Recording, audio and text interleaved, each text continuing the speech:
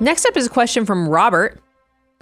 What should I do if I am just over 25% of the 25% guideline on an existing mortgage? Downsizing seems a bit expensive. How do you think about this? Okay, so it depends on what just over means. Is Good just point. over 25% meaning you're hanging at 27%? Or is just over 25% meaning you're at 42%, right? Because those are different gravities around what's happening. Now, housing is a big decision, and it's something that is significant for most folks. Your home or the real estate purchase you make is going to be the most expensive thing you ever buy. It's the largest purchase that we make. And what we recognize is that big purchase can have big impacts on the rest of our life. So if you find that you're just over 25%, the way that I would think through the decision-making process is, okay, are there other areas where I can trim back my expenses to make sure I'm still saving appropriately, to make sure I'm saving in the areas I want to be saving so that I'm not just house rich and life poor? If the answer to that question is no, and I don't have a positive income trajectory, and I think that I'm always going to be likely overpaying for this mortgage, so much so that it's going to prohibit or inhibit me from being able to save for the future, then you might have to make a really tough decision. You might have to say, man, I've just gotten myself into too much house. I got to find a way to get out of this. If, however, you can trim your expenses down and you can still save the way that you should be saving and you can still do the things that you ought to be doing with your money, even if that 25% trickles to 27, 28%, 30%, I think that's okay, but you have to exercise more discipline than someone else in the exact same financial situation might. Well, I wrote down 3 quick things. I want to know what their path looked like. Is this just a moment in time? And then, over the next 5 years, you're going to get tremendous pay raises? Because, we did Manny the Mutant recently. And a lot of you, and it potentially could lead to more content. When we talked about pay raises, we put 5% in there. A lot of you took issue with that. Sure. Whereas others of you who that might reflect you, you're going to be fine with that. And that's what somebody like you, Robert, I would ask yourself, are you on track to get big pay increases over time? So maybe this is a moment in time that you need to figure out how you maximize the current opportunity and get yourself back on track as fast as possible. Or are you stuck? Because that's a big, now if you're stuck and this is going to start unwinding your opportunities to do anything good in the long term for yourself and start building your army of dollars that can compound and work harder for you than you can with your back, your brains, and your hands, then that's a completely different thing. And that's so first take an analysis, is this a moment in time or am I stuck? And if you and once you have that answer, you can figure out if it's okay, I need to just get serious and maximize versus I need to do big decisions. Because if you realize you are stuck, now you got to start looking at what's the cost of the transaction to unwind this, because that's going to go into your analysis too. We know real estate that has a lot of friction cost. You got attorneys involved, you got real estate agents, you got your local government. Everybody seems to have their hand out for you.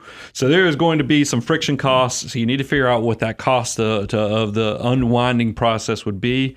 And then think about that, build that into the time to recover, because how does this all fit?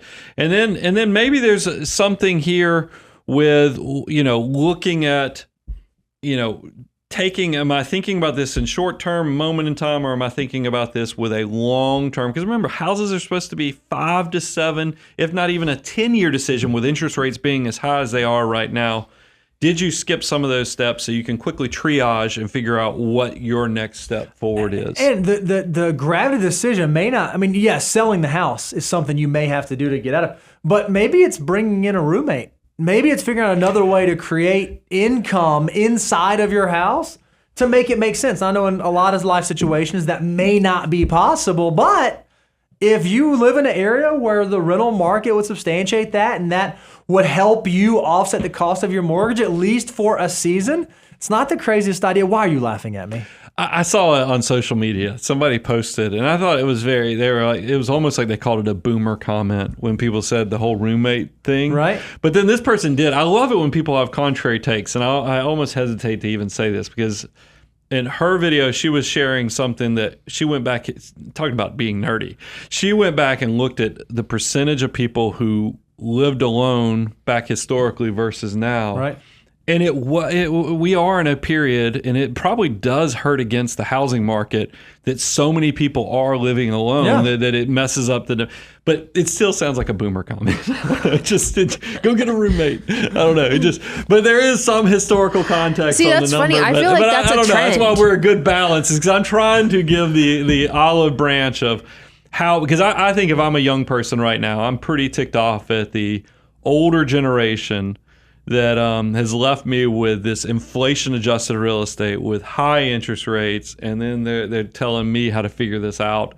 It's tough, but I do know this. You know what make you feel better about that? What? A roommate that feels the same way that you can lament with. You got a buddy in the house The good news is this is not sustainable forever. There will be, that's why I always tell people, if you can get your financial household in order, that's why I pay attention to the financial order of operations. You will be able, when things, if there's a reversion back to the mean of, something changes, you'll be prepared. I know that sounds like a very broad thing, but I'm trying to give you the least boomer sounding answer out there. Ray, what do you think about the roommate idea? Is that crazy? No, I was about to say, like, on TikTok, it's like, hashtag house hacking. I feel like it's kind of like coming back. It's like trendy now. Well, I mean, house hacking is like you go buy honestly. a duplex and you live in one half of it, or a quadplex. I mean, that's kind of what Bo's talking about. I like that. No, Bo's talking about, hey, you put an ad in the paper and say, hey, you want to come? Look, when I bought my That's first, literally house hacking. I got a bed in the house. I got a couch. Look, I bought my first house. It was before I was married. I bought it as a young single dude, and I had a buddy who was down on his luck, Great Recession, reduction in force. Like, hey, you know what, man? I got a room. Why don't you come live with me? I'll charge a cheap rent. You remember that? And he came in. He lived with me for a while. It worked great. It was awesome. That's actually what I did when I first moved here. I was young, and a coworker had a house. She was single, and it was really fun, actually. This question's so this might get edited out, because then nobody's going to click on this clip if we keep going like this. But it is interesting.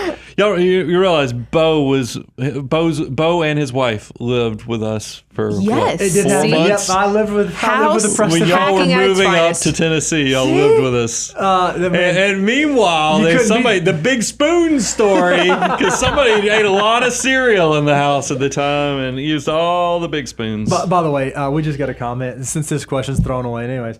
Jake was like, put an ad in the paper. Tell me that you're old without telling me you're old, because that's not how you find roommates anymore. So true. You were like, I'm trying really hard not to I'm be not a boomer. But he said, put an ad in the paper. Pearl Jam. That's all right. Nirvana. Okay. All those T-shirts you wear, I actually lived through that. If you know how to put an ad in a paper, let me know. I don't even know if I would know where to start. Myself.